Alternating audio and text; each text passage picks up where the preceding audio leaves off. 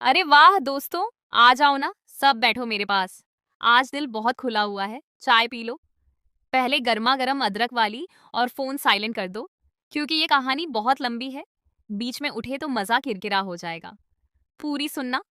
अंत में एक ऐसा ट्विस्ट आएगा कि मुंह खुला रह जाएगा।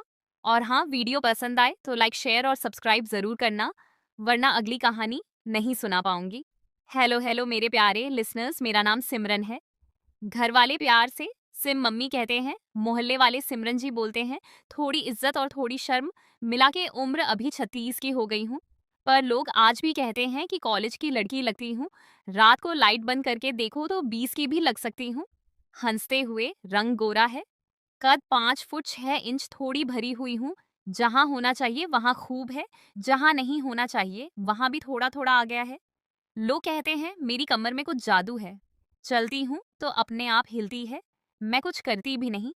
आंखें बड़ी बड़ी, होंठ गुलाबी, और हंसती हूँ तो गालों पर गड्ढे पड़ जाते हैं। पति बाहर रहते हैं दुबई में। साल में एक बार आते हैं। बेटा अंश है 20 साल का। लंबा चौड़ा इंजीनियरिंग कर रहा है। और हाँ, उसका दोस्त है आरव। बस यही वो लड़का है जिसके बारे में आज पूरी कहानी है। सब शुरू हुआ पिछले साल गर्मियों में। अंश ने कहा था, मम्मी आरव का घर में एसी खराब हो गया है, बहुत गर्मी है, 2-3 दिन हमारे यहाँ रह लेगा ना। मैंने कहा, बेटा घर तेरा है, दोस्त तेरा है, रहने दे। आरव आया सामान लेकर। दरवाजा खोला तो मैंने साड़ी पहनी थी, हल्की कॉटन की। गर्मी बहुत थी ना। वो मेरी तरफ देखता रह गया 2 सेकंड ज्यादा। मैंने मुस्कुराई और बोली, अंदर आजा बेटा, गर्मी लग रही है ना। वो हड़बड़ा के बोला, हाँ आंटी बहुत गर्मी है। मैंने सोचा शायद बाहर की गर्मी की बात कर रहा है। पता नहीं क्यों मेरे अंदर कुछ गुदगुदी सी हुई। पहला दिन तो नॉर्मल था। दोनों लड़के कमरे में बैठे गेम खेल रहे थे। मैं किचन में थी, दही बड़ा बना रही थी। आरव अचानक किचन में आया पानी पीने।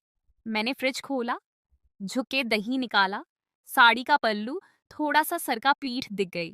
मैंने महसूस किया वो पीछे खड़ा है और देख रहा है। मैंने सीधे होते हुए पल्लू ठीक किया और मुस्कुरा के बोली, क्या हुआ बेटा, कुछ चाहिए। वो लाल हो गया। नहीं आंटी, बस पानी। मैंने गिलास दिया। उंगली से उंगली छू गया उसका। मैंने कुछ नहीं कहा, पर दिल में हल्की सी हंसी आई कि लड़के आजकल कितने शर्माते हैं। रात को खाना खाया, तीनों साथ बैठे। अंश तो मोबाइल में घुसा था। आरव मेरी तरफ बार बार देख रहा था। मैंने लहजे से पूछा, क्या बात है आरव, खाने में नमक कम है क्या।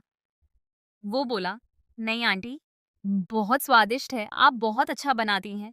मैंने हंस के कहा, बस यही तारीफ चाहिए थी मुझे। अंश ने मजाक में कहा, मम्मी को तारीफ बहुत पसंद है, और मत करो वरना घमंड चढ़ जाएगा। तीनों हंसे। रात को सोने से पहले आरव ने कहा, गुड नाइट आंटी। मैंने भी कहा, गुड नाइट बेटा, मीठे सपने देखना।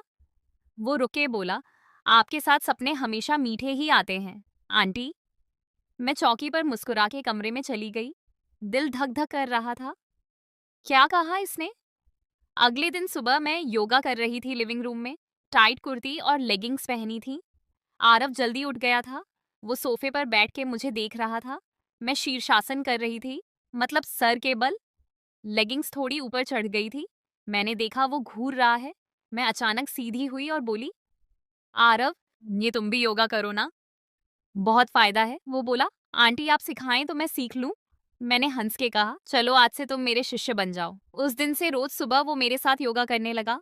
कभी मैं उसका हाथ पकड़ के स्ट्रेच करवाती, कभी वो मेरी कमर पकड़ के सपोर्ट देता। स्पर्श बहुत था, पर हम दोनों कुछ नहीं बोलते थे, बस आंखें मिलती थीं और शर्म से झुक जाती थी। एक दिन मैंने नई साड़ी पहनी, लाल रंग की, बहुत पतली। आरव ने देखते ही कहा, आंटी आप आज तो लग रही हैं। मैंने पूछा, क्या।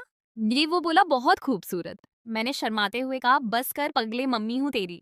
वो बोला, दोस्त की मम्मी भी तो कोई होती है आंटी। उस दिन से वो मुझे कभी कभी सिम्मी भी बोलने लगा, जब अंश आसपास ना हो।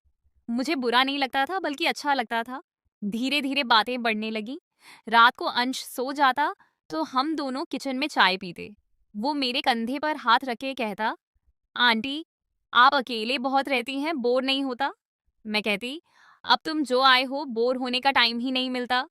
वो मेरे गाल को छू के कहता, आप बहुत सॉफ्ट है। मैं हंस देती। एक रात वो बहुत करीब आ गया।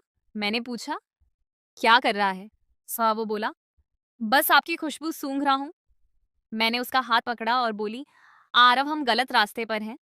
वो बोला, बस थोड़ा सा तो चल ले आंटी, कोई देख नहीं रहा। मैंने उसका हाथ हटाया और धीरे से दिल कह रहा था रुक जा, दिमाग कह रहा था भाग। फिर एक शाम कुछ ऐसा हुआ कि सब बदल गया।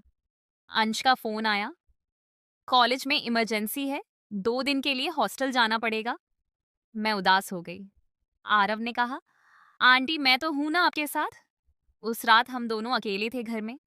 खाना खाकर हम सोफे पर बैठे फिल्म देख रहे थे, पुरानी वाली दिल वाले दुल्हनिया ले जाएंगे। वो सीन आया जहां शाहरुख काजोल को गले लगाता है। आरव ने धीरे से मेरा हाथ पकड़ लिया। मैंने नहीं छुड़ाया। फिर उसने मेरा कंधा खींचा और मैं उसके कंधे पर सर रख दिया। उसकी धड़कन तेज थी। उसने मेरे बालों में उंगलियां फिरानी शुरू कर दी। मैंने आंखें बंद कर ली। फिर उसने मेरे कान में फुसफुसाया, सिम्मी मैं तुमसे। मैंने उसका मुंह बंद कर दिया। बोली, बस आरव अब बहुत हो गया। वो उठा और कमरे में चला गया। मैं रोने लगी। सारी रात सो नहीं पाई। सुबह वो उदास बैठा था। मैंने चाय दी और बोली, आरव कल जो हुआ वो गलत था। हम दोनों शादीशुदा रिश्ते में हैं, मतलब मैं शादीशुदा हूँ। तुम जल्दी करोगे? ये सब नहीं चलेगा। वो रोने लगा। बोला, आंटी मैं सच में आपसे प्यार करने लगा हूँ। मैंने कहा, प्यार नहीं बेटा, ये अट्रैक्शन है, उम्र का फर्क है, रिश्ते का फर्क।